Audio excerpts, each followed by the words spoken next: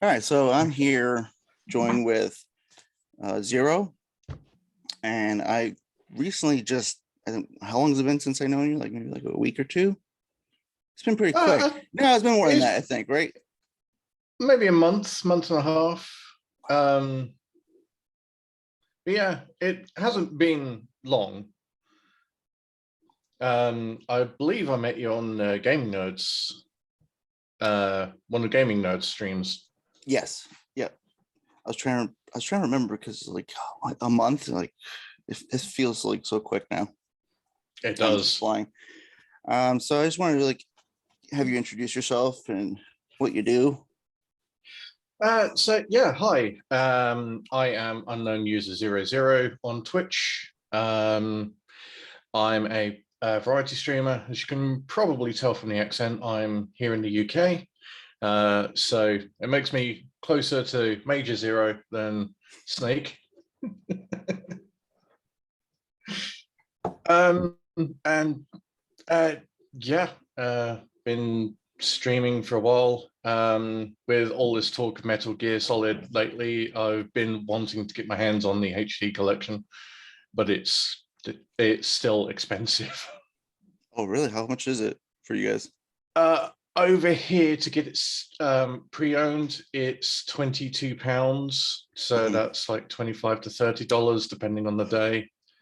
So that's still about half the price of a new AAA title. Yeah, because like you can't even get it digitally anymore. Nope. Yeah, that part sucks. Which means I can't get Peace Walker. What system do you have? I've got Xbox 360, but I believe the Peace Walker was digital only, or was it on the second disc? It was on the second disc, but you can get it digital. Awesome. I upgraded recently because I had the Xbox One. It died, and I had the HD collection, and I was like so sad to give it up because I kind of wanted to upgrade. So I kind of did. I kind of gave it up, but I have a PS3 now, so I'm gonna try I'm gonna relive it on the PS3 because you can't play Metal Gear Solid 4 anywhere else. I think for the time being. No. Yeah. And at this point, it's probably unlikely it's going to come to any other systems. Yeah, no, there's too many issues. There's too many licensing with that, and well, that and Konami kind of forgot that they make games. Yeah, busy making pachinko machines, and I don't know what else. They gotcha games. Let's not get into that. I have strong opinions. Oh, I was gonna say, just let it all out if you want. But try and keep this PG. Oh no, I have the E. I always hit the E explicit for my podcast because I sometimes forget. Like I'll let it slip. I'll say like I'll stub my toe while recording, and then I'll just curse like up storm, and then I'll like it's just even if I don't have like any cursing going on in the podcast, I'll actually just hit it just on basically just because it's there, just in case I let anything slip by. Yeah, I'm like that when I back up my streams onto YouTube. I just mark them as 18 plus because it's better to be safe. Yeah. I swear quite often, and sometimes I don't realize I'm doing it. So, but yeah, but no, current state of Konami. They've been going downhill for a good number of years, and for me, the death knell started ringing when they cancelled Silent Hills. Oh yeah, with was it after PT? Yeah, they released PT, and then people started completing it and figured out, oh, it's a playable teaser for Silent Hills, and you got the main character being Norman Reedus, and it's what kind of remained of Team Silent, working with Hideo Kojima and Guillermo del Toro. It was going to be a match made in heaven, and that was going to drag me into trying Silent Hill finally. I've played the demos of 1 to 4. Each one has freaked me out. And I've never played the full version of any of them except 2. I helped a friend complete the last boss fight. But aside from that, yeah, I've never got into them because they just get under my skin. And that was going to be the hook that got me. And then they cancelled it. Oh, I know. I was thanks. Like, I was. And then, yeah, go ahead. No, sorry, I don't want to take up all the time. Oh no, don't worry about it. No, because I at the time when this was all going down, like they were working on it, I was like completely blanked off on it. The last Silent Hill game I played was like the 3rd one. I played the first 3, and that was that for me. I was like, all right, back to Metal Gear. I was like, we're done with Silent Hill. Let's put that away. Because like scary games, I can't play them very well because I gotta have all the lights on. I can't put headphones on because it's like it's too much audio close to my ears. I sometimes put it on mute, and I was like, let me just play the game with all the lights on. But yeah, like I kind of like learned like after the fact, like it all went to like hell, and they just like decided to obliterate the project. And that's when I was like, oh man, that could have been such a great game. Like you had all these people working on it, all these 2 teams combining together. I'm like, yeah, and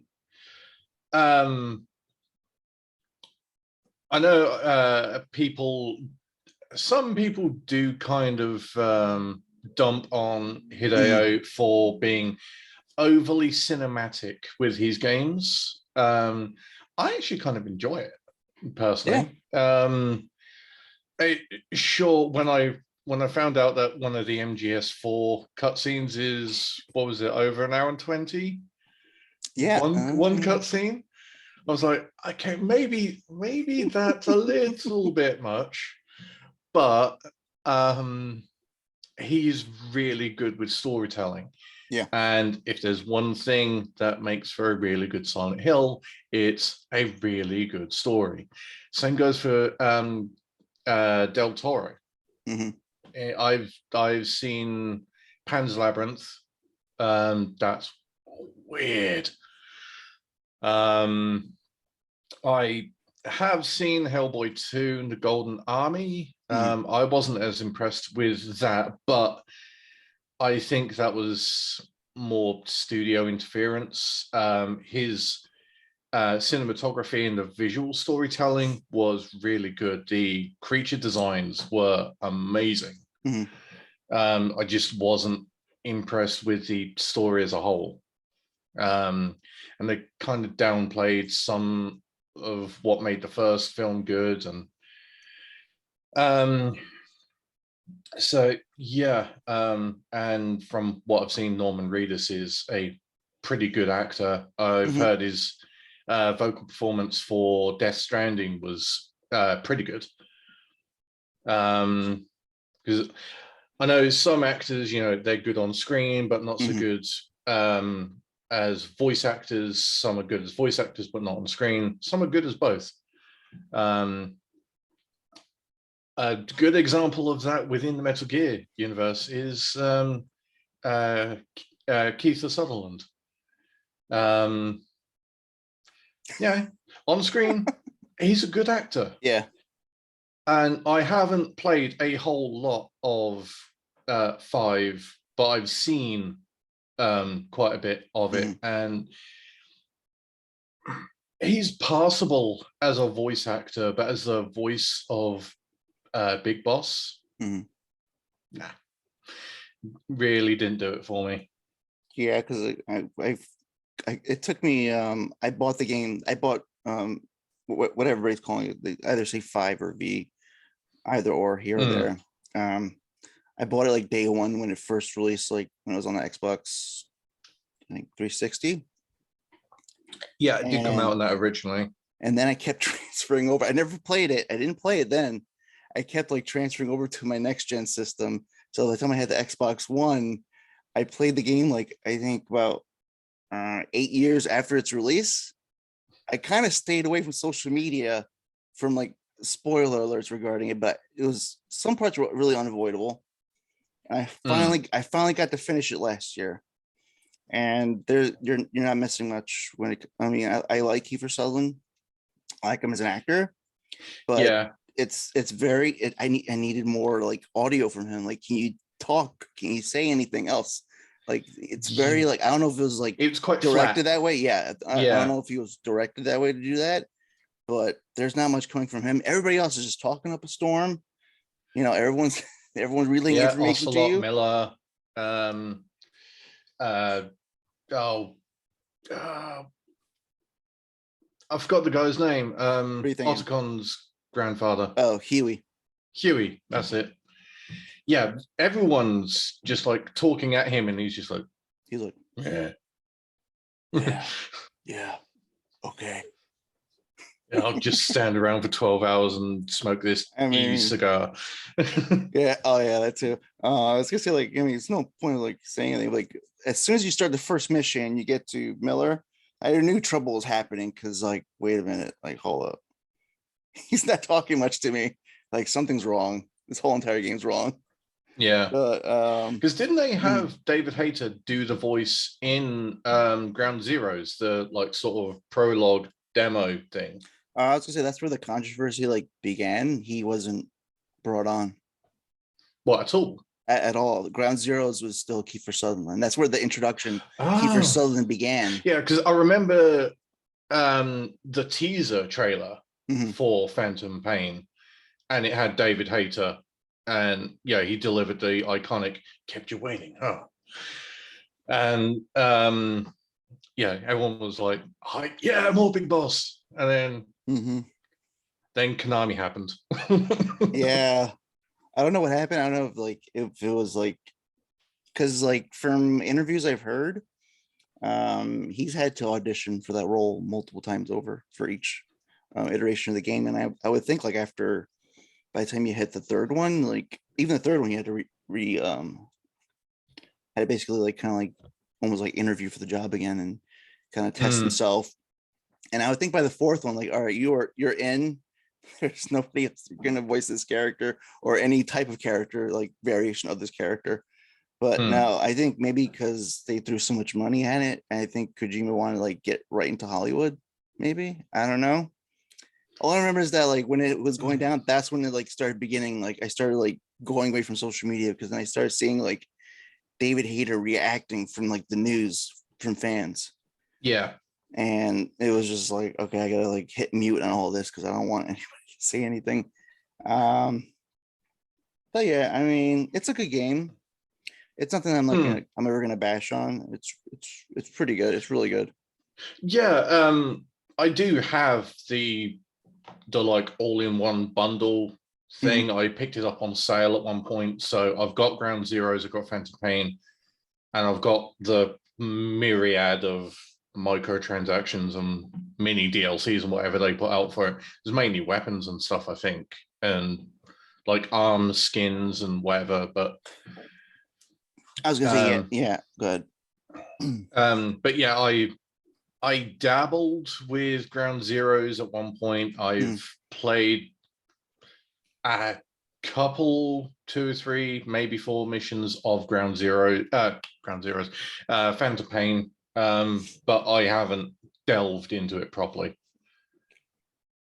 I mean, it's a good visit, especially it kind of like it says it's supposed to like answer like everything, like this is the complete, like this is answer it all, this is the end, this is what you're gonna, not really. Yeah. Really, yeah, that's what it was like, meant to be. Yeah, it was meant to be. And I think it was so funny that he Kojima like was like, after every game, it's like, all right, this is it, last one, I'm done. And then just come back like, no, keep going. And then by the time you get to V, it's like he actually wants to work on it. He wants to do it and possibly do more afterwards. And then it's like, and then reverse. They're like, nah. They're like, no, we're good. Like, goodbye. I mean, the only people that know that what happened is going to be him and the people who were in charge of Konami. So those are the only people that know what went down and why it went down. And then I was going to say, like, what your experience is with the series, and as we're like jumping all around. Yeah. So, yeah, let's start with Metal Gear Solid 1. So, in terms of mainline continuity, I have played 1, 2, and 3. Little bit of 5. Haven't played 4 at all. And in terms of spin-offs, although I owned Ghost Babel or Babel or however you pronounce it, but never played it, which irks me to this day that I spent the money on it and never played it. And it pains me to have to include this, but I did play the open beta for Metal Gear Survive.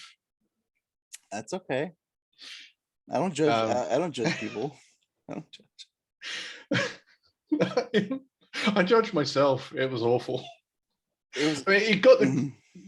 It's the core mechanics of 5, but it just felt off, and I get where they were going with it, but not everyone needs to jump on the sort of like battle royale zombies bandwagon.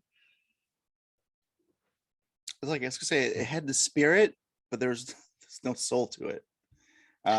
I've never played it. I think that's like the only game I have. Revengeance, it's in my system.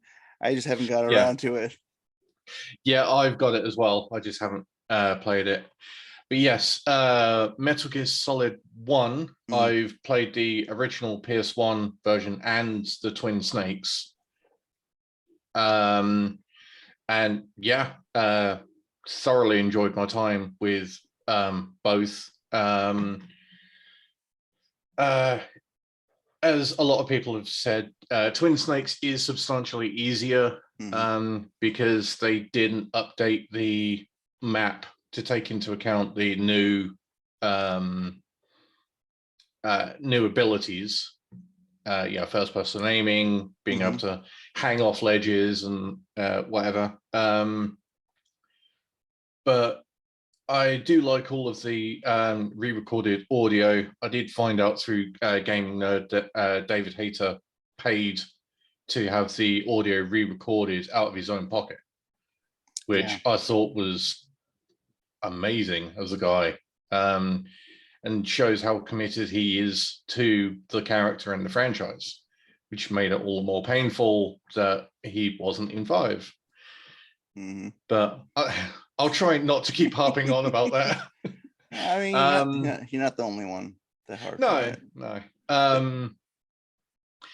But yeah, I don't think I ever completed 1 on all difficulties, but on both I did unlock the tuxedo, the bandana, and the stealth suit. Yeah, the stealth camo, optic camo thing. Metal Gear Solid 2, that's a different beast. I did complete that on every difficulty. And I never got into speed running, as in recording and then uploading times, but I did get pretty quick. I think my fastest was something like just over 3 hours. Very beginning to very end, obviously skipping all cutscenes, but yeah, got all the dog tags, unlocked everything, all of the different wigs for Raiden, and wait, there's that. I was gonna say, hold on, there's wigs. Raiden has wigs in, or he did in the original PS2 version. One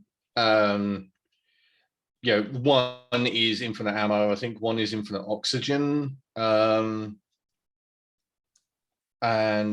I think it does also get the optic camo. It's been a good long while since I've played 2,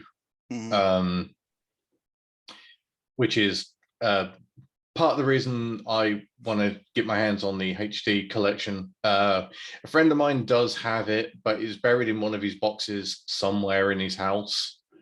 I was hoping to borrow it ahead of this, but he couldn't find it. So, okay, fair enough.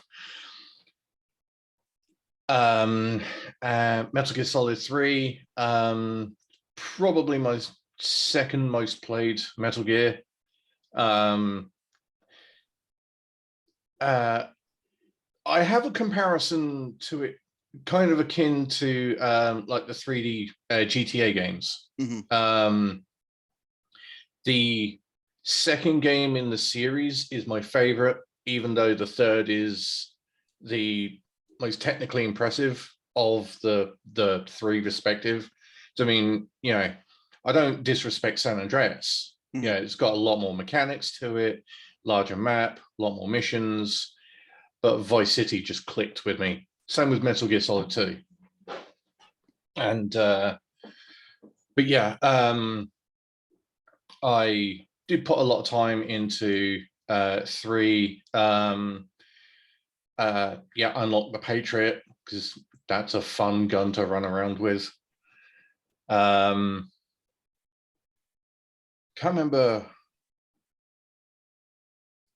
Actually, I can't remember what most of the unlocks are for 3. But I know I did complete it a good handful of times. And also, getting back to Metal Gear Solid 1, I did have the VR missions disc as well. That was quite a lot of fun, and I did pick up Metal Gear Solid 2 Substance after that came out, and the VR missions in that were a lot of fun. As was the really weird skateboarding minigame. Yeah, Snake and Raiden just, you know, popping ollies and grinding on top of Big Shell. It's like, okay. I think 3 had something. I was gonna say, I think that's where Konami clicked for skateboards for them. From then on, it was like, let's put this in the back. It's like we're gonna release skateboards later on, not games, skateboards. They're selling skateboards now. Yeah, for Silent Hill. Of course. Sell everything but video games. Yeah. Oh, Konami, what are you doing? Yes, I know. Pachinko and merch makes money. You know what else makes money? Making and selling video games. That's true. And I think for the Castlevania, I don't know if you knew, but for Castlevania anniversary, they released an NFT. I don't know what happened. Does that not surprise me? I heard it, and I kind of like spread it around when it was like announced. It was like secretly announced, like it was on the webpage, but they didn't really say like we have an NFT Castlevania. It was kind of like it slid in underneath when they actually said like for the anniversary. On top of that, they were going to release like these limited edition physical copy runs. Yeah, so it was like that kind of like blinded people a little bit, but then everyone latched on like, wait a minute, your NFTs, and then people were like, oh wait, we have the anniversary of Metal Gear coming up soon. Like, oh no, please no, please. Oh no. Yeah, I mean, and some people were like joking like, oh, watch the games that are like taken away because of historical footage are going to be NFTs, which I hope not. I hope is like actually they acknowledge the anniversary and do something to nothing. Let's hope, because I'd love to see 1 to 4 of Metal Gear released and full 1080p or 1080p/4K, depending on what systems they're released on. But have a retweaked Twin Snakes, maybe have the graphics engine, but remove the extra mechanics. So gameplay wise, it goes back to Metal Gear Solid 1, not 1.5. Mm-hmm. And then have 2 and 3 in full HD. And I'm pretty sure 4 is already 1080p, but it was only on PS3. Yeah. So, but that requires Sony and Nintendo to sign off on 4 and Twin Snakes. Plus, there's Silicon Knights was involved with Twin Snakes. So we can dream, but it's probably not going to happen. Especially unless they've been working on it behind the scenes and kept really, really quiet about it and then surprise everyone. But that's just that's a possibility. But even Japanese developers are prone to some leaks here and there. And look at Resident Evil. The mainline series, with the exception of the remaster of 3 or the remake of 3, has been in-house in Japan, and some stuff still winds up leaking, even with the tight ship they run. So you'd think something as big as that would have gotten out by now if they're working on it. But who knows? Could happen, but I'm not going to hold my breath. Yeah, I was gonna say, while everybody's reaching and digging for rumors and everything, I've been actually looking for Konami's financial quarterly statements because I want to know where the money's going to. I was like, pachinko machines. That's exactly, pachinko machines. And then people were like, oh look, because someone actually started doing what I was doing, other people catching on to that, looking at financial statements, quarterly statements that they're releasing for their shareholders.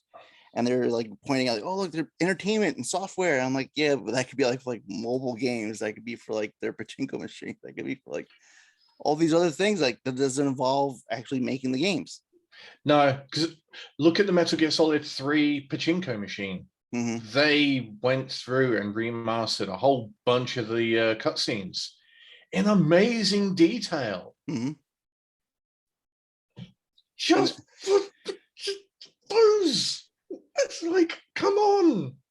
And then I was gonna say, sometimes people would when that was going on, people were leaking that, and they were thinking oh, it's a remake. And I was like, that doesn't look like a remake. It came out to be the pachinko machines. So unfortunately, on a financial statement, software is a very broad term. I mean, it doesn't even have to be anything they're putting out. It can be them buying licenses to, whatever, spreadsheet and whatever software they're using. It's,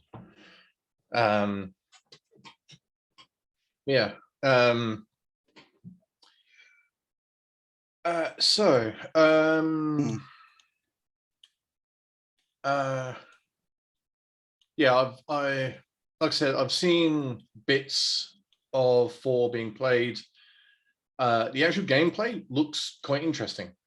I do like the fact that you can, disarm people, take their weapons, and then you get the Drebin points, which is basically money, so you can buy more of your own weapons and ammo and whatever. So for the first time proper, short of playing a game on the easiest setting, you can go ham as Snake without having to rely on unlocking the infinite ammo bandana first. As long as you're aiming pretty well and controlling how you're shooting, I've seen that you can shoot your way through the whole game, with the exception of the fist fight at the end. That'd be pretty short if Snake just pulls out so common. And yeah, again, Ground Zeroes and 5, I've seen bits, played a bit myself. Like you said, mechanically, it plays pretty well. It's quite fun. Going through, knocking people out, figuring out if they're good as staff, flagging them for pickup, flagging up supplies and whatnot. Quite an interesting concept. Adds a bit of like metagame strategy to the whole thing, which is an interesting take. Metal Gear Rising, I've seen again a good bit of that being played. I do have it, just haven't played it yet. But everything I've played of Platinum Games has been solid. Bayonetta, Vanquish. Trying to think what else.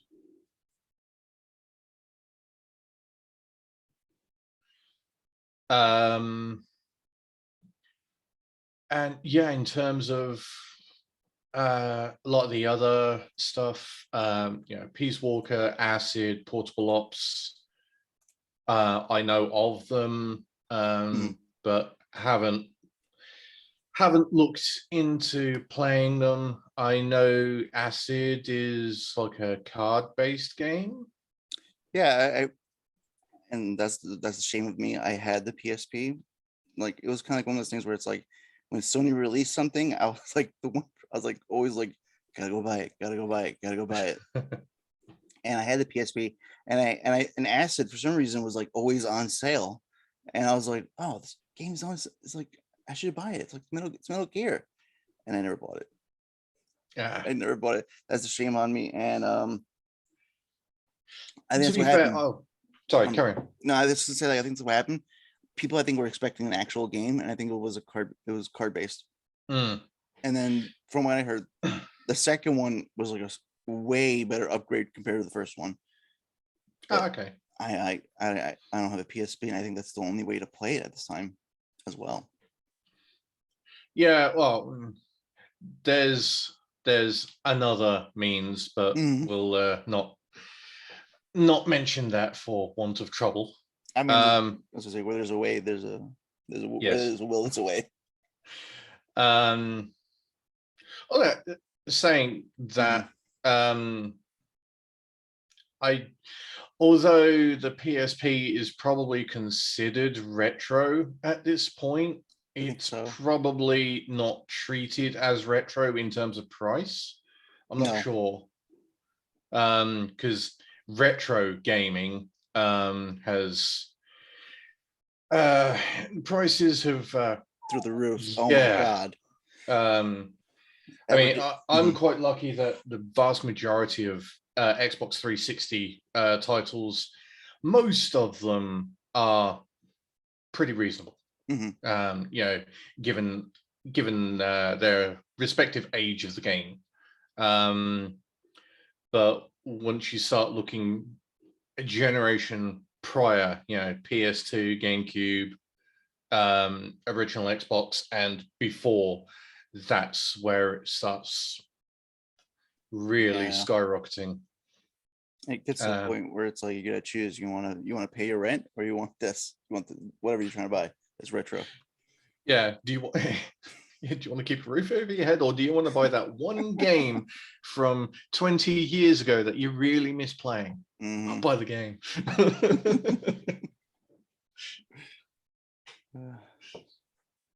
But yeah, shall we get into my experiences with 2? Yeah, I was gonna say, like, for me, I played it on day one. This is like, once I played the first game, every game that I heard from 2 until V, when it was being released, I pre-ordered it. And where I lived in upstate New York, there's like only a handful of people that would like go to the midnight release. So it's like every iteration that came out, we all saw each other through the years, and we just kind of like wait, like, oh, hi, I'm here, you're here too, hey, hi, how you doing? And it was like, yeah, they would have like this, like GameStop near us would have like these midnight releases, and then there only maybe be like 12 people that show up, and I would say like, is this really worth it for you guys to be up at midnight to release the game physically during the time of the physical release? And yeah, I played it like when it first came out, and that was in 2001, and I was still in high school, and I like just basically ran out of the house and just like, I'm gonna get this game right now and go play it. I played it as soon as I got it. As soon as I came home, I played it till the next day. And from my experience, like going into like as soon as I started it, it was a completely different game. Obviously, from the graphics has just changed from the first PlayStation to the second one, and including the gameplay as well. Yeah, because it gave us the option now that we don't have to actually kill everyone that we come across. We can subdue them. We can actually knock them out. Whether by Snake's hands or the M9. Yep, or the M9 pistol. And I kind of went like crazy because like it was very. I was trying to remember, like it was very low ammo on the M9. They would not. It would usually give you just enough not to like knock out every single person that you're going to come across. Yeah. And then my first experience that like I ran out of ammo and just started like shooting people with the lethal weapons, and come to like find out like, oh, they leave a blood trail.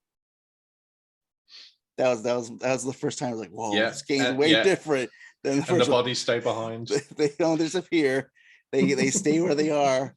And some of them you gotta like actually shoot like the walkies if they like get it to their hands. Like if they get closer enough, you actually try to shoot the walkie before it goes off. Not when they click it, and then all of a sudden the other end be like, "Hey, you called. What happened?" Yeah. But yeah, I mean, I thoroughly enjoyed because the tanker was like kind of like the introduction to like introducing you to the new control scheme, introducing you to what you have to do from here on out.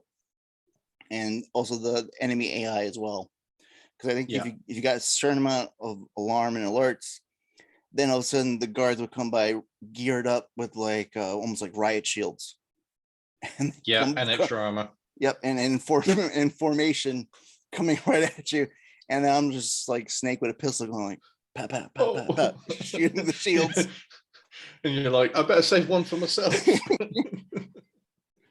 And then another thing was like, because you had to like hide the bodies. I didn't realize it till like after like till my brother played it. My little brother played it. You can actually throw the bodies overboard at certain parts in the tanker, and I was like, oh, I didn't think about that.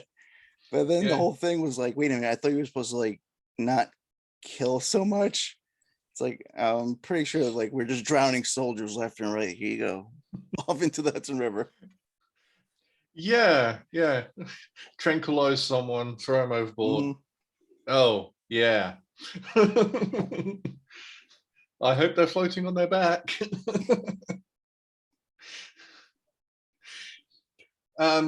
But yeah, I had a very, very similar experience. I bought it on day one. Over here, well, in this town at least, midnight releases weren't a thing. So I picked it up in the morning, and I was scheduled to work, and the pros and cons of having a manager who's switched on to video games. You've got someone to talk to. But he also knew that Metal Gear Solid 2 was coming out that particular Friday. He was like, if you call in sick, I know you're in so much trouble. It's like damn it. But I bought it, and I bought the strategy guide as well, because I was into using strategy guides to do my first completion back then. And so went to work, counted down the seconds, got home as soon as I could, had dinner, put the game in, and something funny happened. I got to the end of the tanker, and the game crashed during the Metal Gear Ray coming out of the water scene, and it kind of, it crashed, but the image kind of just stayed on screen. So like, okay, and it was before Snake surfaced to the water, or oh no, yeah, you see Snake come up to the surface of the water, and then Ray comes out. So I think it crashed as you saw Ray coming up through the water before you see Snake. So I was like, okay, well, I've completed the tanker section. I booted the game back up, and then because of the difficulty I was playing on, I think you get the option of just starting at Big Shell. Oh, okay. So I was like, okay, I've done that bit, so I'll just go from Big Shell. And then when they're talking about Snake died 2 years ago, I was like, is that what happened during the crash? You fuckers, you did my boy dirty in a cutscene? Come on. And then you're playing as Raiden, and then you come across Iroquois Pliskin, and you're like, I like that part.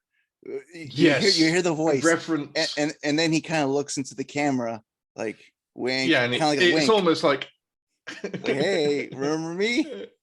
Yeah, and you're like, nah, that's got to be Snake. Come on. Same voice. It looks like him.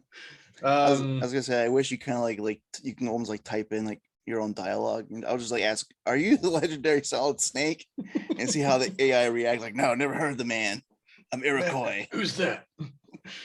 And then later on in the game, when Solidus reveals himself to be Solid, and Pliskin's on the side of the chopper with the M4 M203, he's just like, pretty much, bitch, you thought? Don't. Yeah,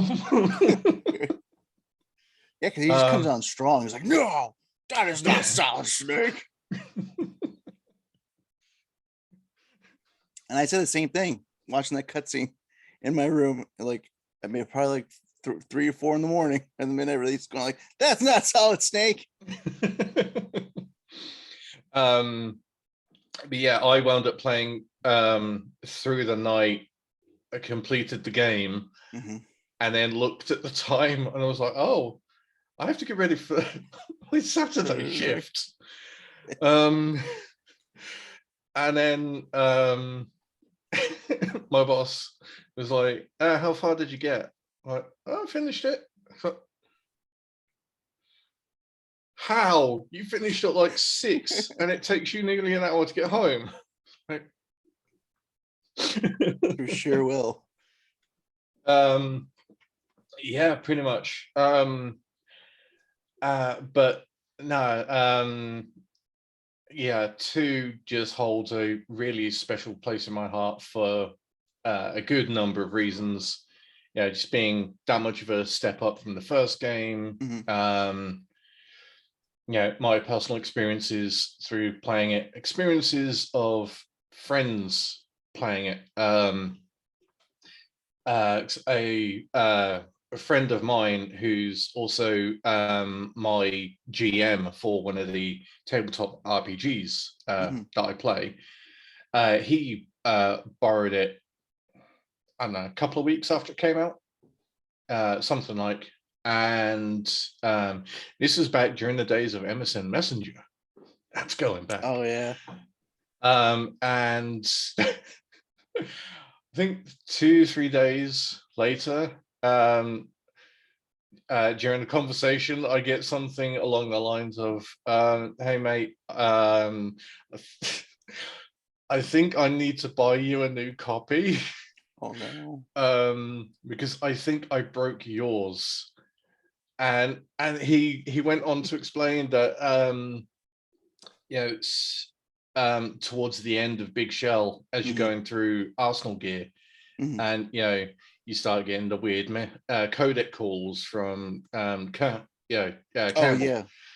And he thought that he'd somehow corrupted the game. And it was me. I've got a bit of a mischievous streak, as you've probably picked up on during our chats. And I seized the opportunity. I was like, "You what?" And I played along. And for the rest of that MSN chat, I kept it going. And the next time we met face to face, somehow I kept a straight face and kept it going.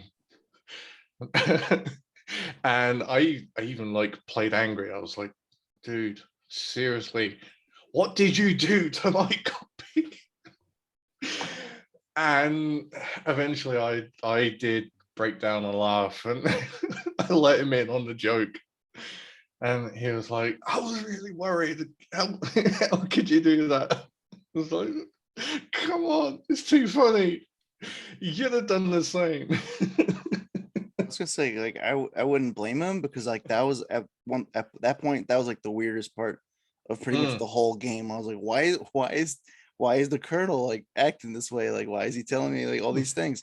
First of all, he told me to shut the game off, and at the time I actually did it. I was like, because in the first game it told you what to do when you're fighting Psycho Manus, and then I was like, oh, this is just like when I was fighting Psycho Manus. The video game is telling me what to do, so I hit off. And then I didn't save it, and I was like, I had to go back in there again. Yeah, he does also tell you, if it takes you a while to figure out Meryl's codec code, he flat out tells you, look on the back of the case. Because that confused me like crazy in the first game. The case. Yeah, like. Look on the back of the case, and I'm going through all of Snake's inventory up to this point, or it's like, well, he's not going to be in the weapons, but it's like, the key cards, rations, like just looking through. I'm like, I haven't found the CD case. So I'm like running all around the map. Like, where's the CD case? Yeah. What? And then a friend of mine said, no, the CD case. What? Yeah, I had that too. But you know what? I bought mine's used, and it didn't come with a CD case. It came with just like they put it like in those CD sleeves. Yeah. And so I was like, what CD case are they talking about? I don't have an instruction manual either.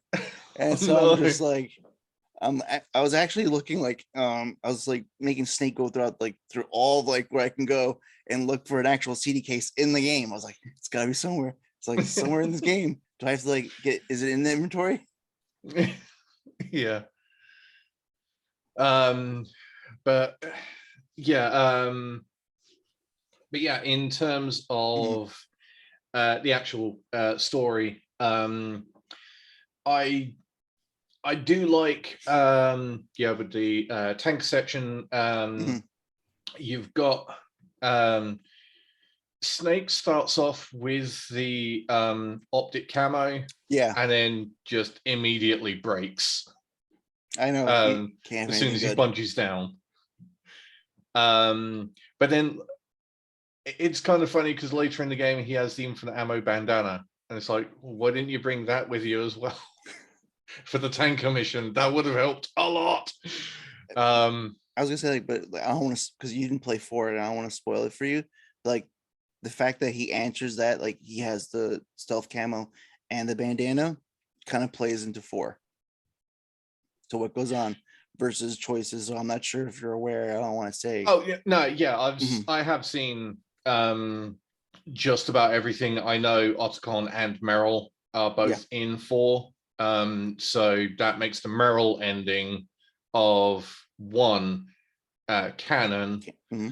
But Snake and Otacon sort of convene at some point, because although Otacon disappears pretty much as soon as you get into the Meryl ending, it's not outright said that he dies.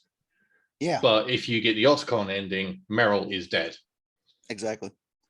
I was gonna say, like, that like probably like threw like a lot of people, like, by the time you hit the 4, because like looking back on it, it kind of like says like, oh, they're both alive, they're both within the story still from the second one.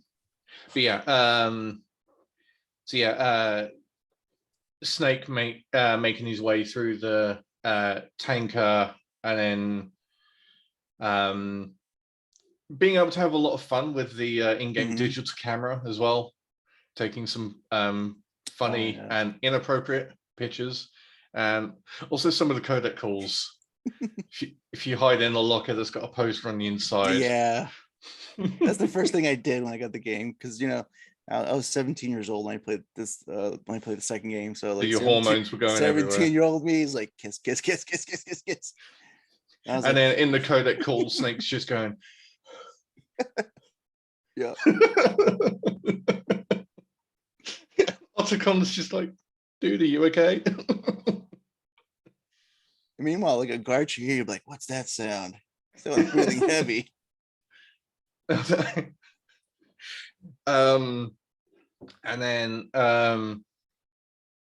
also, like, when you get into the hold, where you've got the all the Marines and they're being talked to by, I forget his name, the guy. Yeah, I know you're talking about. I think it was it commander or general? I think he's commander. But it's Fortune's dad. Yeah. But yeah, if you go sneak under the projector and push the button, you're locked into the sequence of switching slides, and then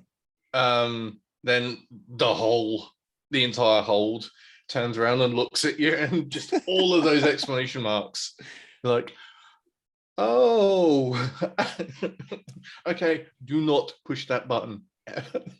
But I was gonna say, but I do like the cinematic where it's like you're caught, and then Snake's just like raising his hand up, going forward. It's like, oh, you guys got me. Yeah, it's a fair cop.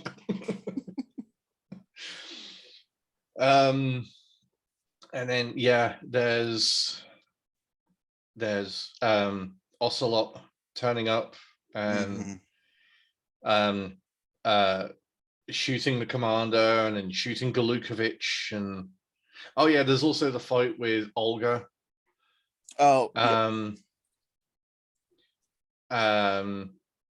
Which I recently rewatched the Some Call Me Johnny versus Metal Gear Solid 2 review, and he made a pretty good point of you shoot Olga full of tranquilizers.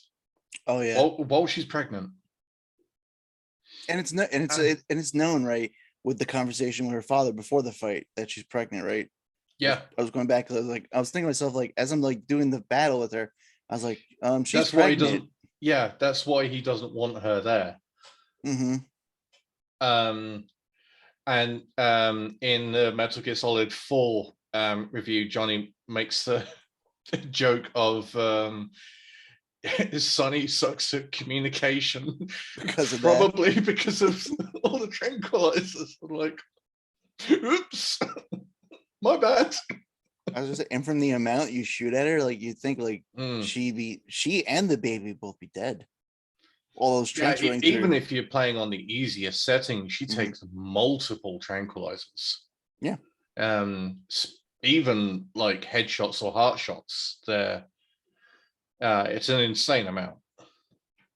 And at the time, you just didn't think anything of it. You're just like, no, I'm being non-lethal. Exactly. Like, this is not gonna hurt her. Yeah, no lasting damage. It's probably why she needs cyber ninja suit later as well. The motor functions are probably screwed up. Probably inverted controls for her afterwards, where it's like down is up and up is down, and everything's all like LSD. She's just like permanently tripping for the rest of her life. Which kind of explains, like, when you kind of interact with her as Raiden, she goes like, "What? No, I'm not with them." But it's like kind of like delayed. Like, you tell her like, "Oh, are you Dead Cell? Are you with them?" And then she kind of like says, like, she paused for like a couple milliseconds, like, "What? No, how dare you say that?" Like, I would ask, like, "Are you okay? You're not responding correctly." Yeah. Have you got some processor lag going on? Got too many applications open. And then, like, thinking back on the game, and also like I was reliving and kind of replaying it. When the tanker's going down, like, they don't show it, but they, like, obviously, I think they said it, like, she was taken by a group of just men off the tanker.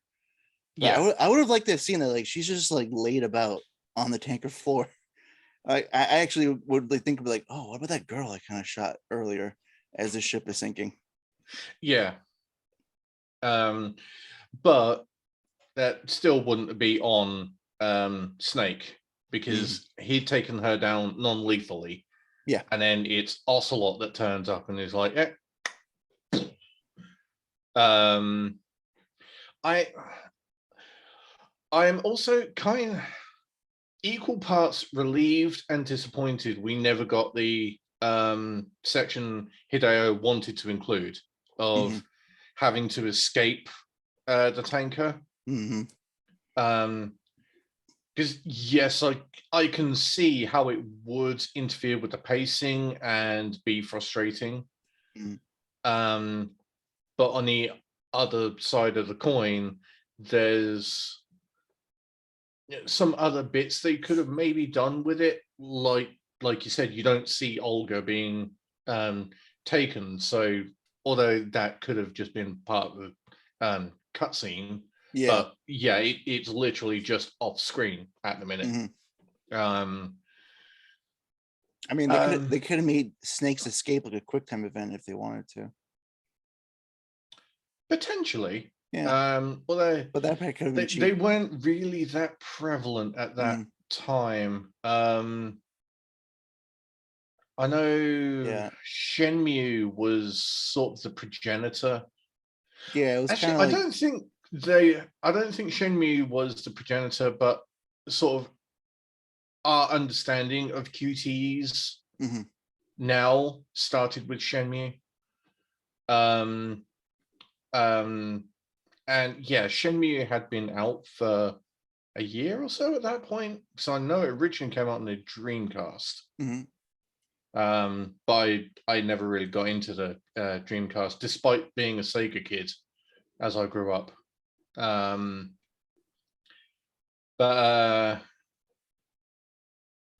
Yeah, I could see that being a QuickTime event, but I'm not sure how fans would have received it. Yeah, I was gonna say, like, it probably would have like, oh, that's cheap. A QuickTime event us for Snake Escape. Yeah, it's a case of damned if you do, damned if you don't. You know, if it'd been a QuickTime event, they said, "Oh, why didn't you let us play it?" And if it was a playable thing, "Oh, this is too difficult. Why didn't you make it a QT?" It's like, and I think, you know what? Yeah. You enter the sequence, you choose. Do you want to play it or do you want it as a QuickTime event? And I think for like when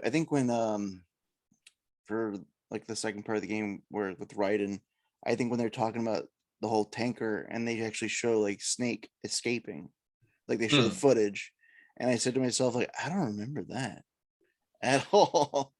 Yeah, like, and I think that was probably like what was footage.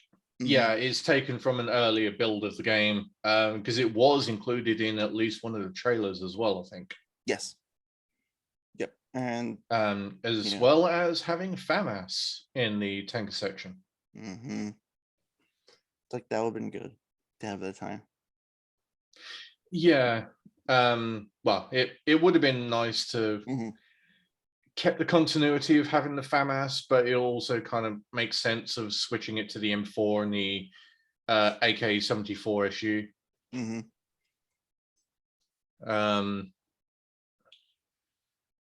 And yeah, so I do know now that Snake survives the tanker. And then jump to 2 years later. And it's kind of like a double whammy. Like you see Snake, and then we kind of see like who are the people we're going to deal with on the big shell. And like we see like Vamp and like in all his vampiness. Yes. And so yeah, time jump 2 years forward, your Snake infiltrating into Big Shell, and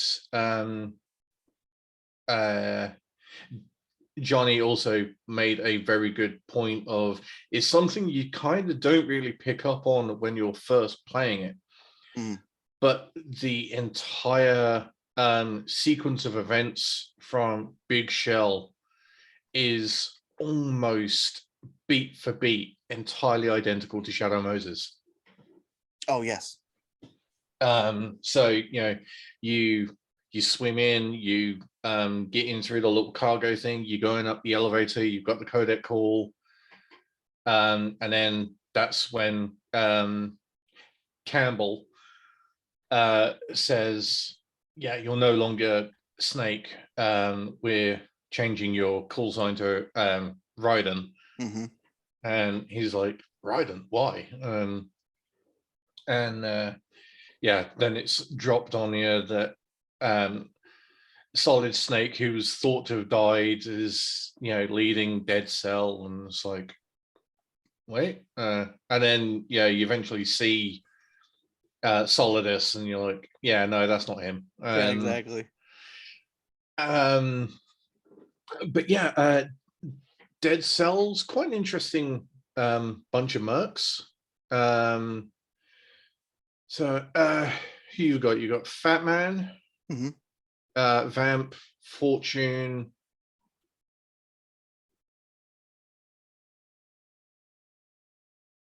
I'm drawing a blank. Me too. There is a fourth. Fat Man. They're not counting Solidus as them, are they?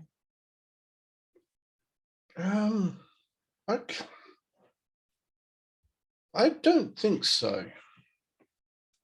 This is going to bug me. Google, help. MGS2 Dead Cell members.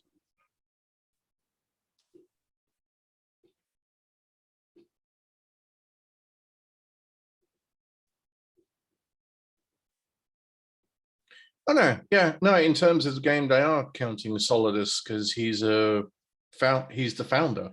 I thought he just did. I thought he just employed them.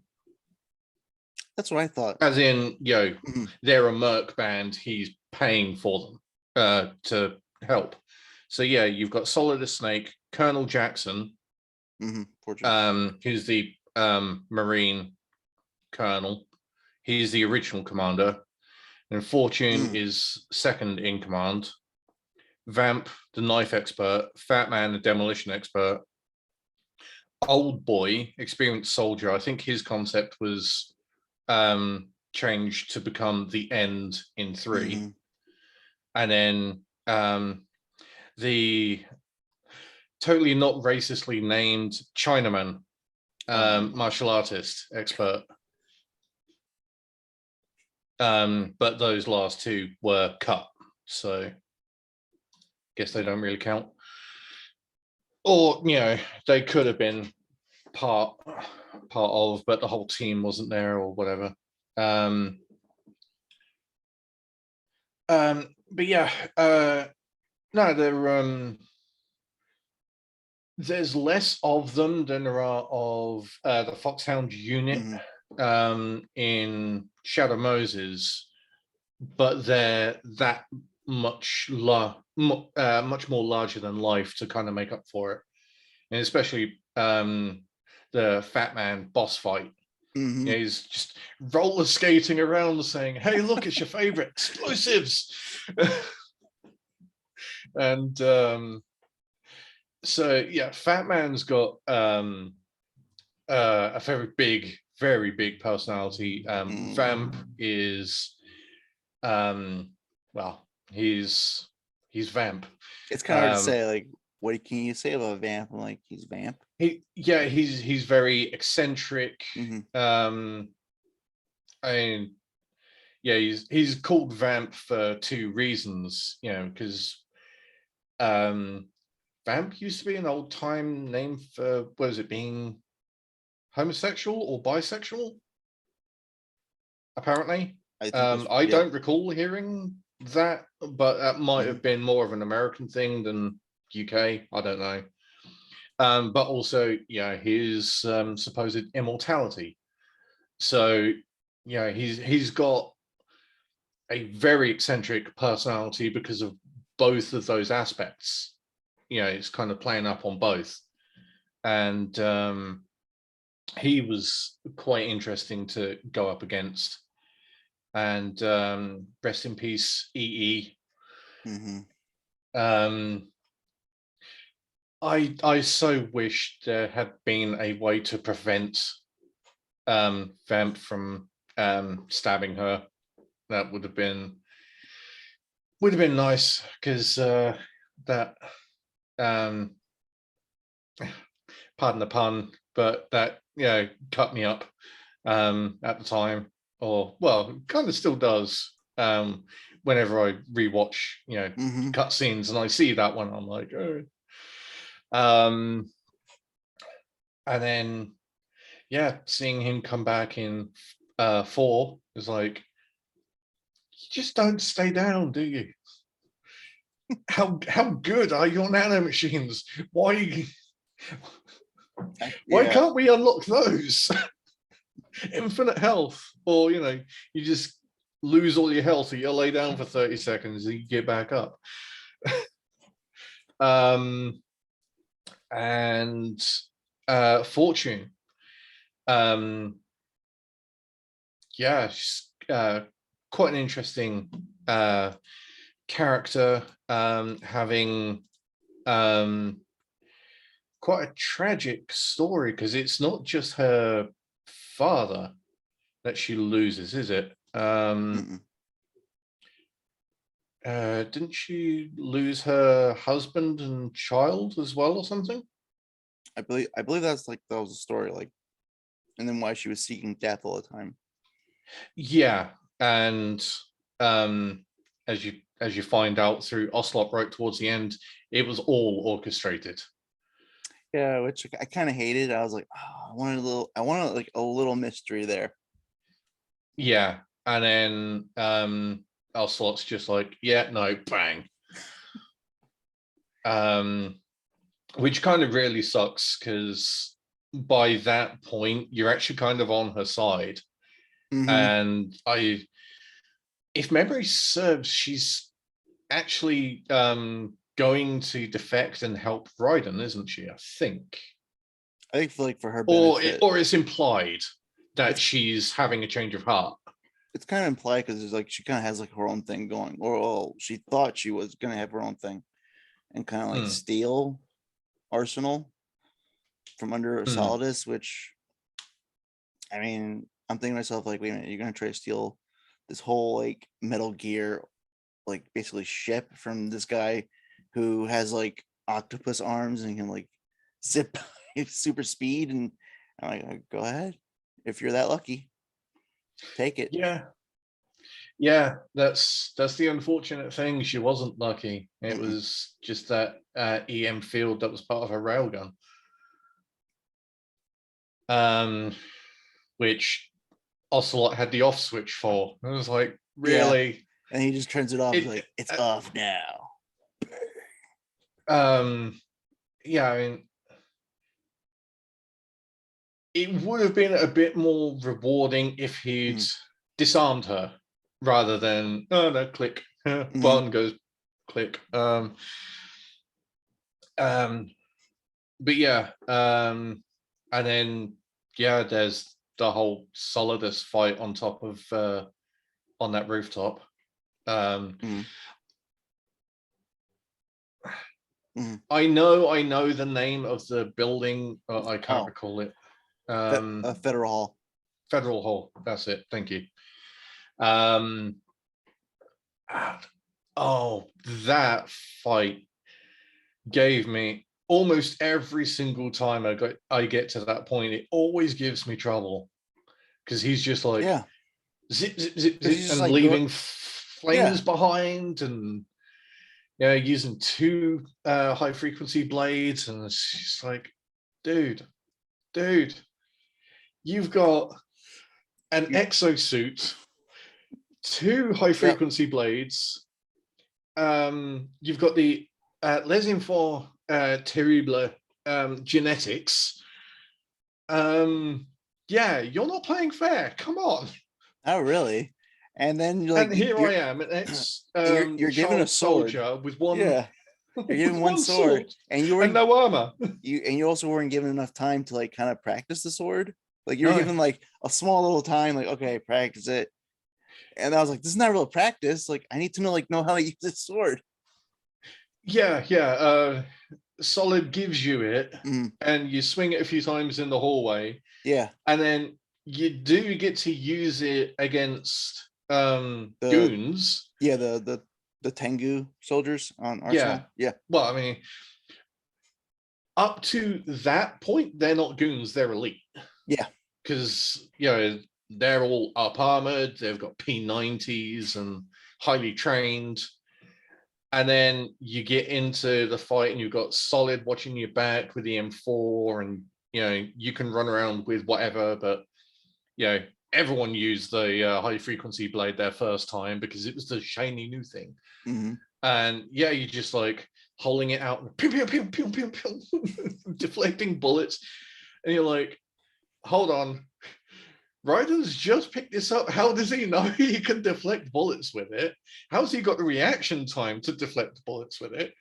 But then you get up close to the Tengu and you're like hacking them to bits. Well, not bits. This isn't Rising.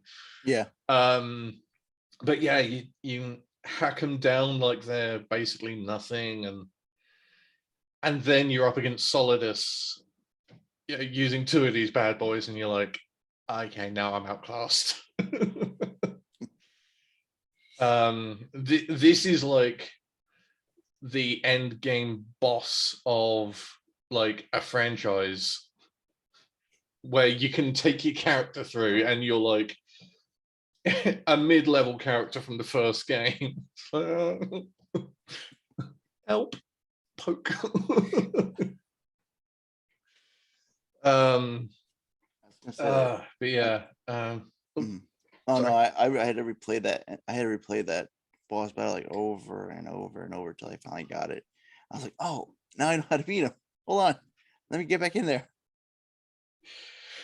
Yeah, the trouble is, because of how fast he moves, I had trouble. I would find ways of dealing good chunks of damage, but then the next time through, he wouldn't act the same. He'd first time he'd zip there and then there and then there. So I happened to be close enough to be able to move and get some damage in, but then the next time he'd like zip there and there, and it's like, there's no pattern. Exactly. Yeah. The pattern is he zips, but not in a set pattern. And it's like, oh. And and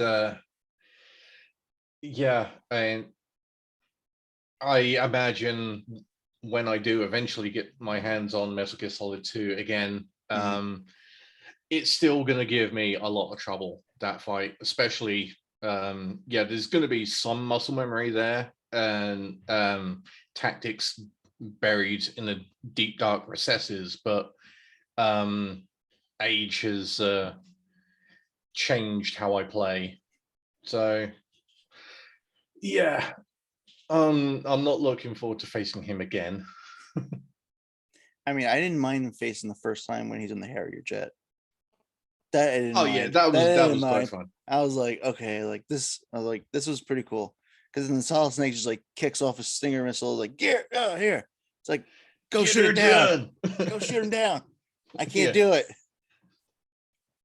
And then that actually was fun. That fight was fun. Fat Man was okay. It was kind of weird. Like when I first played it, it was like, wait a minute. They're like, Peter Jones, like, he scents his bombs with cologne. I'm like, why? It's his signature. I'm like, yeah, but why? Why? Wait, how are you gonna answer? Like, does he like that scent? Like, is that like what? And then to look for it, like you see, like on your cell phone radar, it looks like cat pee on your radar. Yeah, for the bomb. It's that musty yellow. Mm-hmm. And then I'm thinking like that. We're like, what is that? Like, what am I looking at? And then trying to think. Lost my track of thought. I was thinking of something. I was like, wait a minute. Like after that, then I think after that you face Vamp the first time, or is it Fortune the first time? It's Fortune. Fortune back where you kind of have to like backtrack where you began. And then as you're going to go back out, she's just come down. Up. Yeah, because then she thinks like Solid Snake is there, like where you are. Like she's like, oh, finally. She even monologues saying like, finally, we're finally gonna meet. And then she just like goes off and shoots her gun. And then she sees him, like she sees like Raiden flipping, and still doesn't like, she doesn't skip a beat. She's like, all right, you're not Solid Snake, but I'll still kill you. Yeah. Because she's under the impression that it wasn't Ocelot. Because Ocelot told her that Solid killed Jackson. Yeah. That's why she's got a perceived beef with Solid. Which, I was gonna say, by which, like, you should never really trust what comes out of his mouth, ever. Even but in universe, with a couple of exceptions, by the time you learn that lesson, it's too late. Yeah, exactly. Even when like he's your ally in, he's kind of like your ally in 3, but you don't know it till the end. And then and then in V, he is your ally, and then I'm like, no, I don't trust you at all. Like every information you give me, I'm not going to listen to you. Yeah, but from Johnny's analysis of 4, when you read between the lines of everything that he's done throughout the entire chronology, it's been in service of Big Boss. Yes.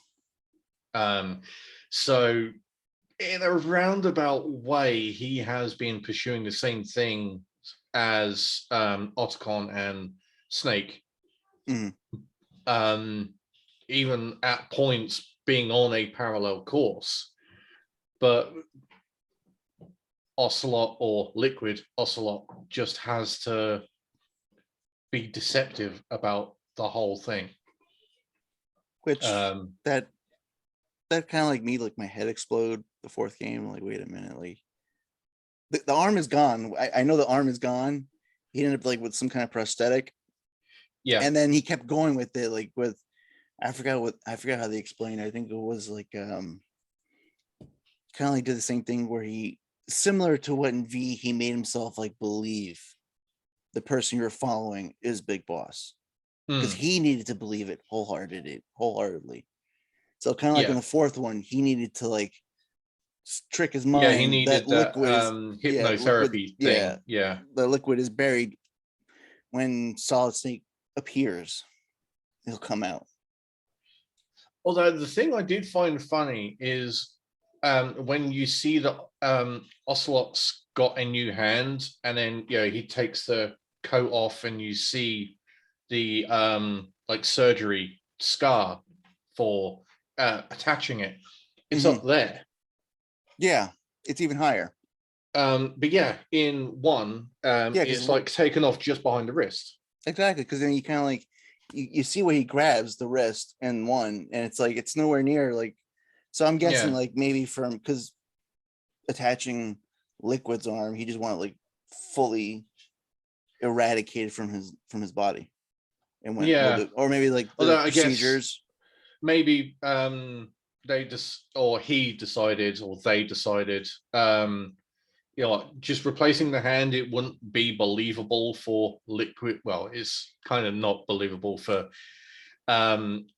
Liquid's personality to recess in a body part, but for it to be more believable, it can't just be the hand, it's got to be most of the arm. But then you don't see you don't see Ocelot's escape in the first game, so something else could have conceivably happened to more of his arm. Who knows? Yeah, probably. Like or it wasn't treated soon enough, so it could have been infection started spreading, or gangrene or whatever. It was also kind of gross, like you're missing a limb, so your first idea is to take off the guy who you're supposedly were following. Like, I'll take this guy's arm, he doesn't need it, chop it off. Yeah.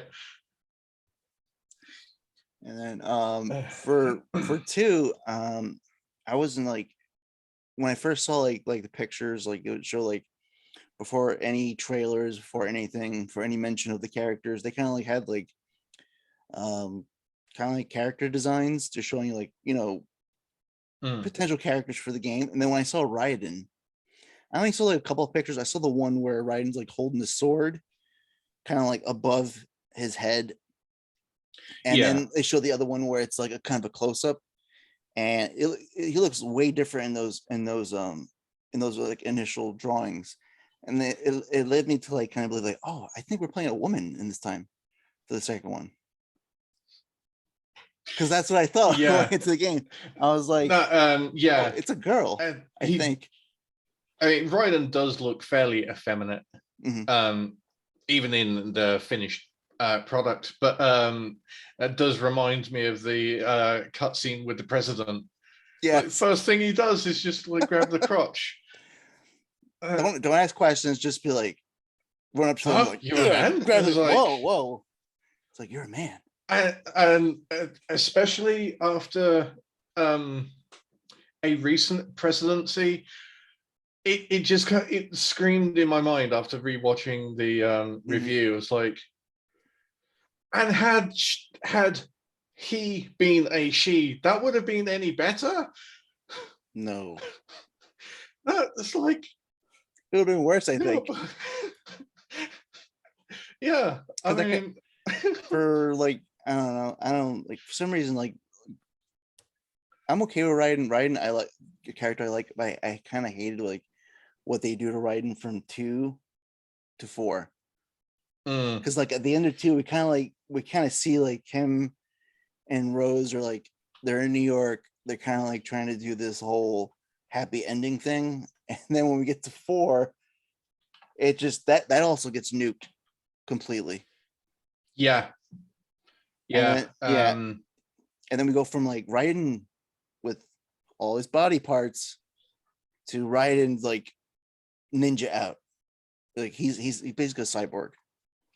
Yeah, and then at the end of 4, they give him a normal looking body, at least. I don't know if it's actually flesh and blood or if it's just prosthesis made to look normal. And then you've got the little time jump over to Rising, and it's like, no, I'm Ninja again. Exactly. Even though I got my happy ending, and Rose doesn't get a mention, but I felt bad thinking it at the time, but Rose during Metal Gear Solid 2 reminded me of my fiance of the time, and I was starting to put parallels together, and I was like, okay, maybe I'm not as happy in my relationship as I thought I was. Because Rose is really annoying, and it was ticking a lot of the same boxes. I was like, oh, okay. Yeah, because like she would call you and be like, Jack, do you remember what this date 30th means? Yeah. And then I was really going like, no, I don't. Just either drop it or tell me. I as the player have no idea what you're talking about in game universe. It's like, just tell me. And I actually I would call her and be like hoping she would like say it. No. Yeah, Rose was annoying. Although it's not actually Campbell as well, I did like Campbell in 2, especially when GW starts glitching out from the virus, and you start getting the weird calls from him. I need scissors, 61. I still quote that from time to time when I feel like being random, or someone says something random to me and I know they've played 2. I know there's a bunch of other stuff. I do like the references to Metal Gear 1 and 2. Yes. Get into Outer Haven and Outer Heaven. Sorry, Outer Haven was 4. And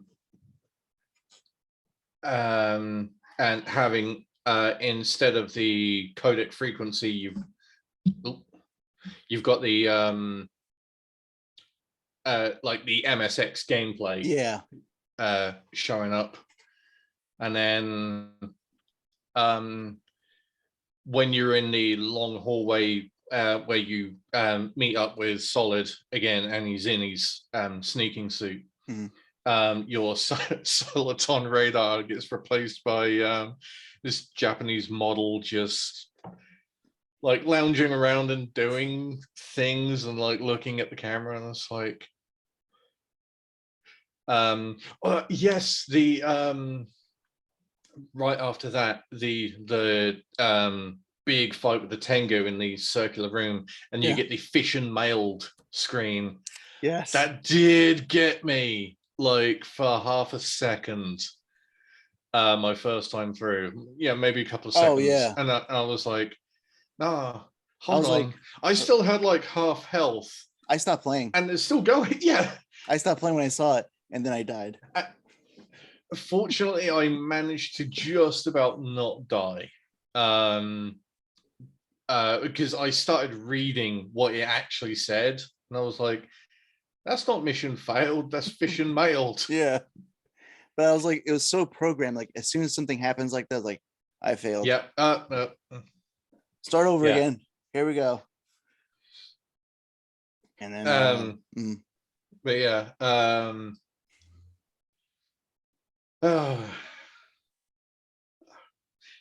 I didn't really, I knew I missed the games, but now talking about my experiences more in depth, I realize how much I've been missing the games. So it's nice to relive, but right now I don't have the facility to replay it. This PC is a bit of a potato, so I can't really run the PC version. I think they did release Substance on PC, didn't they? I believe they did. I think, yeah. So yes, I'm talking about the official PC version. Konami, don't sue either of us. Although saying that, I imagine if you tried to get your hands on a copy of that these days on eBay, you're looking at a pretty penny. Yeah, and then the special slipcase cover as well. I think I found that for like basically more than I'm willing to spend for stuff like that. I was like, I would love to like have all these things like physical copies of it just to hold on to them, because like what happened, like they're pretty much like, I don't know where they are. They're not in the stores. I don't know. Digitally they're gone, and it's kind of slow. It's kind of a slow gone, because when they hit that they were gonna take it off, I was like, oh, I got time, and I kind of procrastinated, and they took it out, and I was like, I was ready to like punch through a wall. I was like, damn it! It's like, I should just spend the money. Yeah, I had the same thing. I was like, I've got time. Exactly. I haven't played them recently, but I'm not in a hurry to play them again, so I can wait a bit. And then they were gone, and I was like, well. And for some reason, in my brain, how I thought things were going to play out, like, oh, if they're going to go out, maybe they'll put them on sale for a quick purchase. And real sometimes quick. When the digital games get delisted, they do go into a sale, either when they're announced or right before the end, and just try and go out on that last hurrah. But I've had this discussion with multiple people multiple times.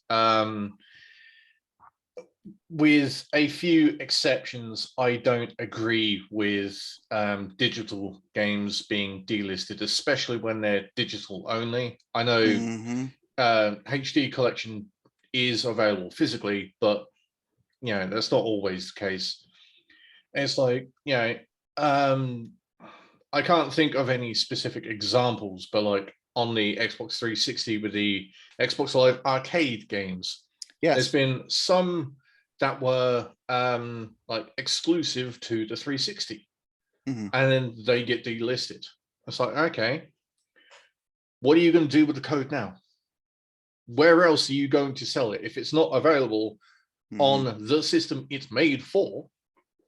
What are you going to do with it? You're just delisting it.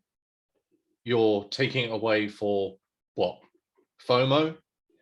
I don't know. But that's another pet peeve. Up there with switching to pachinko machines.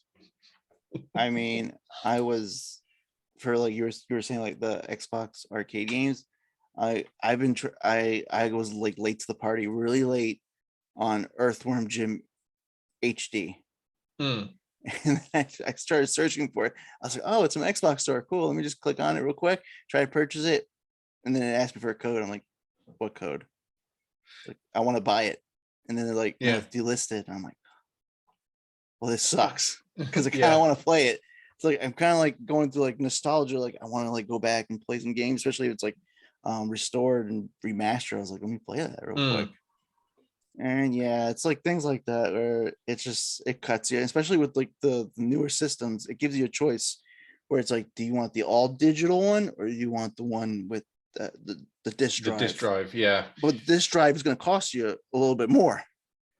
Yeah, so and there's less of them, or as soon as they're available, they're gone. Yeah. Like, I don't have the money available right now, but I do have a rough plan in place where hopefully by the end of the year, providing nothing awful comes up, I will have the RRP for an Xbox Series X. Fingers crossed, by then price might come down a little bit. Availability might go up, maybe, probably not. Thanks 2-year lockdown. I know. But yeah, so that's what I'm aiming for. But whether I'll get one at the end of the year is a different matter. But yeah, I mean, the idea of an all digital console is a good idea in an ideal world, but with how infrastructure is and corporate practices, it's not so much. Because I don't have any real experience with PlayStation Network in terms of how they've been handling delisted games. But I do know with Xbox, with the 360 and the Xbox One, even when stuff is delisted, if you own the license to download it, you can re-download it. It stays on the servers. Yeah. It's just not available for purchase anymore. Pardon me. But I do fear the day that they start backtracking on that. Once it's gone, it's gone. Yeah. And that's how Apple handle things, I believe. Yes. I was gonna say, from experience as a former employee, that's how they handle things. Former. Yes, but you worked for them. Not anymore. Thank God. Yeah, no, I'm Android. Yeah, me too. I was.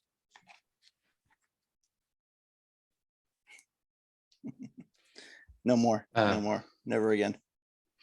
But yeah, to be fair, the only physical Apple product I've ever owned was an iPod Photo, and that was back when Apple were the best when it came to MP3 players.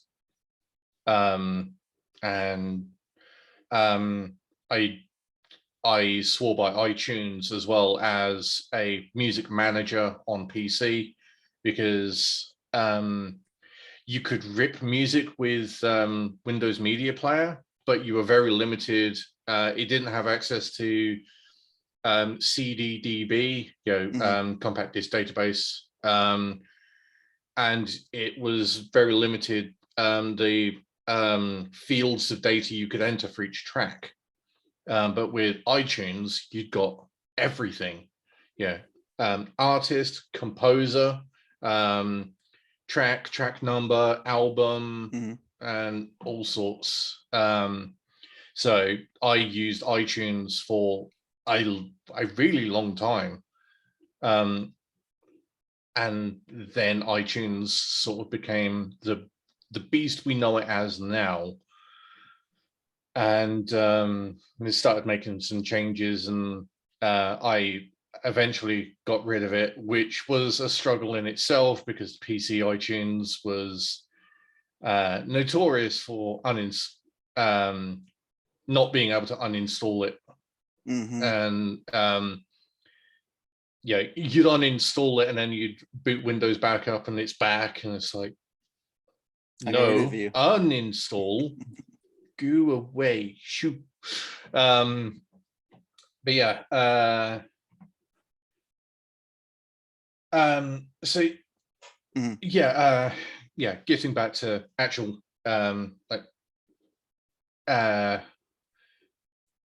what were we talking about actually? Oh yeah, digital games and being delisted and stuff. It does suck having stuff being delisted. I do understand that it's written into the contracts and whatever, but my argument is, okay, but sure, it's in the contract, and then once it's signed, that's legally binding. I get that, but why is it in the contract in the first place? Sure, with licensed music in games, yeah, okay. But then one thing Rockstar have been doing with GTA 5 or GTA Online is, as they're updating it, if music licenses are expiring, they're actually removing that song from and replacing it with other stuff. And I understand that not every developer and not every publisher is able to do stuff like that. But if you've got the money to throw around to get licensed music, then in my opinion, you've got money to throw around to update a game down the line, either to just remove it entirely or replace it with something, or come up with an in-house original soundtrack to replace it, or better yet, maybe start just not using licensed music, especially these days with streaming and DMCAs and muted audio and copyright strikes. Either the music industry does need to catch up with the times, but there's too much money to make by not doing that. Thanks. But I do understand it is like with movies, sometimes when you start putting a scene together or a set piece, you do have a particular piece of music in mind for it. But you have to approach it the same way as we didn't actually get the license for this particular piece of music, so we've actually got to make our own thing. But anyway, looping back to Metal Gear on the subject of music, Metal Gear Solid 2 and 3, Harry Gregson Williams. Oh my God. Hideo, I love you for bringing him on board. Don't get me wrong, the music in 1 was still really good. But again, I'm going to call back to Some Call Me Johnny. His description of Harry's music in 2 is it's non-intrusive when it needs to be, and it really dials it up when things pick up, but it doesn't sound video gamey. No. It's very atmospheric and cinematic sounding music. And I used to have the soundtracks for the first 3 games, and that was probably my most listened to albums on my iPod. But I don't have them anymore. I don't have any of my CD collection anymore. And when my iPod failed,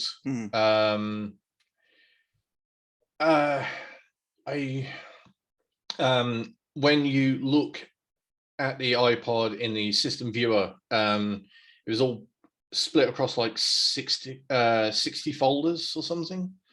I lost 59 folders of the music. But when it's putting the music in, I think it sort of starts with, that folder, and then it's like album 1, track 1, album 1, track 2, and it sort of just dots through, so it's pretty much random.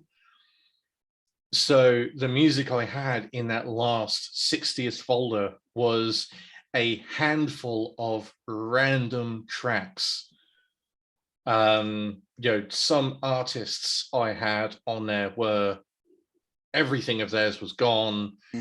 Some artists I had 2 or 3 tracks, all from different albums, because no commercially released CD has 60 plus tracks on it. And I think despite there being like 4 CDs worth of music from Metal Gear, I think I lost all of it, which really stung. And by that point, I parted ways with my CD collection because I ripped it all. Yep. And it didn't cross my mind that I might actually lose it, because the way I saw it, if I was going to upgrade my MP3 player, I'd copy from the iPod onto PC hard drive and then transfer that way, but not to be. Which is a shame because I had like a good 200-300 CDs. It's a big old collection, but yeah, I think in terms of experiences and personal history with Metal Gear Solid 2, I think that, like, cliff notes wise, that pretty much covers everything. So have you got any questions for me or anything you want to add? I mean, I think it's pretty much been covered. Like, I can't think of anything like off the top of my head. Like, I know, like, probably like an hour from now, I'm like, oh, I should have said this, or oh, I had this in my head.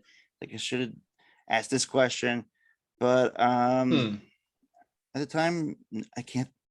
My mind's a blank. My mind's a little blank.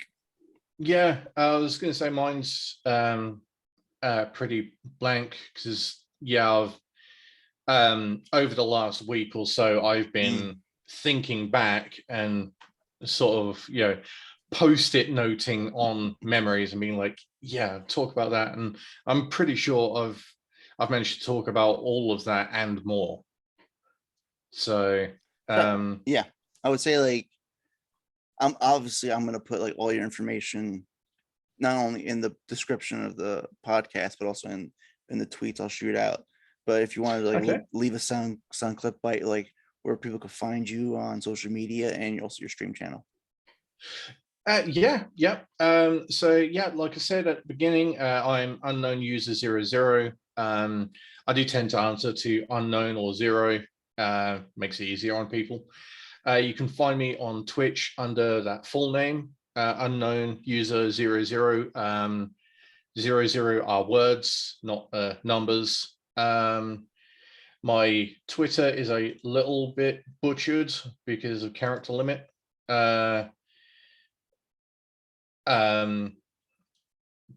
It's unknown user 0, but I'm sure the link will be somewhere. And yeah, I do have a YouTube as well. Well, I've got 2. One I'm intending to use for stories. The other one is a stream archive. But